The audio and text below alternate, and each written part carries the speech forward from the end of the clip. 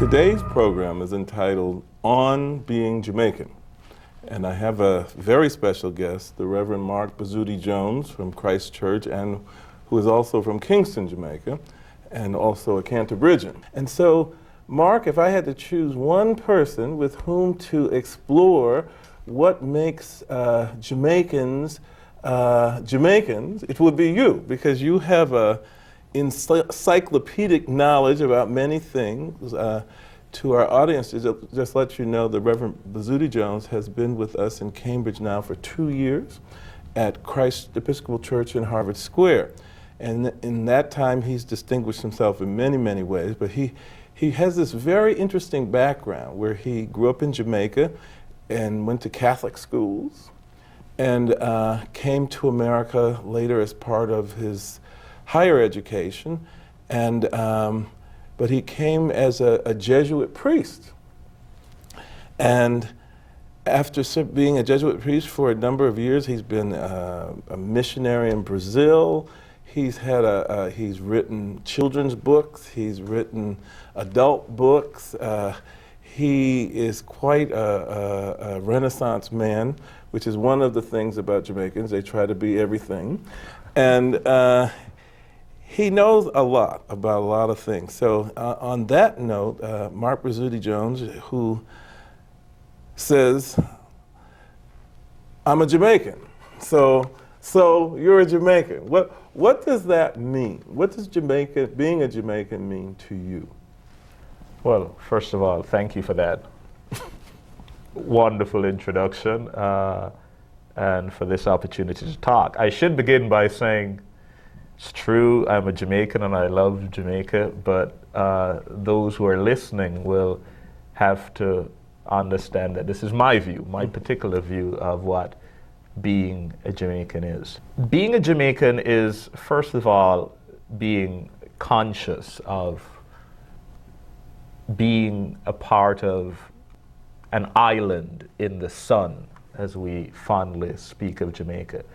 So I think coming from Jamaica, it means that one is conscious of this small island with a great impact, not only in the Caribbean, but on the rest of the world. I believe that being a Jamaican gives one a certain worldview in terms of historically having been colonized by Spain and England and going through its own phases of dealing with slavery and finding its place in the world. So there's a rich historical legacy that is part of being Jamaican, and being a place where so many cultures came together. I think every Jamaican is poised to be this world person if given a chance, because just growing up in Jamaica, one is exposed to so many facets of life, of history, of religion, and world politics.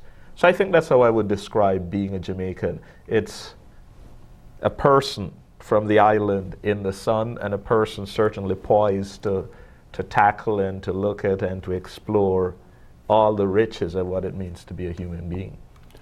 Well, that being said, you know, if I were born on Barbados, I would be on an island in the sun, and I would probably have a worldview too. I tend to believe that when people are from smaller countries, they know. It's like I lived in Sweden once, and all Swedes speak English, and they often speak German and or French, because if they could only read the books that were written in Swedish, they would finish that shelf quickly. So when one is from a smaller country, that the wider world is wide is a part of it. But you mentioned some interesting things, so I'm going to see if I could pick them apart a bit. You said that Jamaica is a coming together of many cultures. What did you mean by that? What makes a Jamaican, or what makes Jamaica different when compared to all these other islands in the sun, is its unique place, its size, and its population. Jamaica is the largest English-speaking country in the Caribbean, and it's certainly one of the largest islands there. So I think in terms of its size, that does give it It's the big a special island. place. That's right, a special place in the sun. And sometimes we jokingly speak of our neighbors as belonging to the small islands, and they don't like that.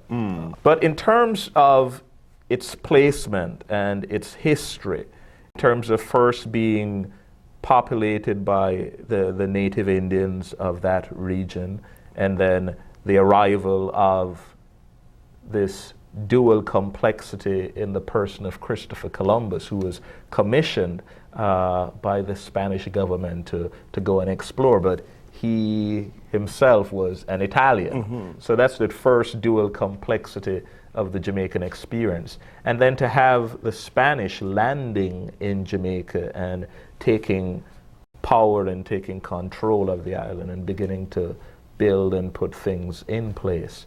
And so from the late 15th century, grappling with this collision of two identities, the Indian culture and the Spanish culture. And that would go on for almost 200 years until in 1655, when the English came and booted out the Spanish. Right, the Spanish. And so that again, and I think again, and rightly so, I think each country in that area faced some of those complexities. But I think in Jamaica, all these trials and tribulations and conflicts and challenges somehow created a certain charm, created a certain DNA, so to speak, that is forever part of the Jamaican psychic and consciousness and way of being. And I think that made a difference. And then later on, so you have the Italian, you have the Spanish in the person of Christopher Columbus, then you have the English taking over, then you have the whole experience of slavery, and then after slavery, the experience of indentured servants, so you're bringing in the Indians. And so maybe the East Indians. And so maybe this is a right moment to introduce the Jamaican motto, which is out of many, one people, which is quite similar to the motto of the United States of America. But it's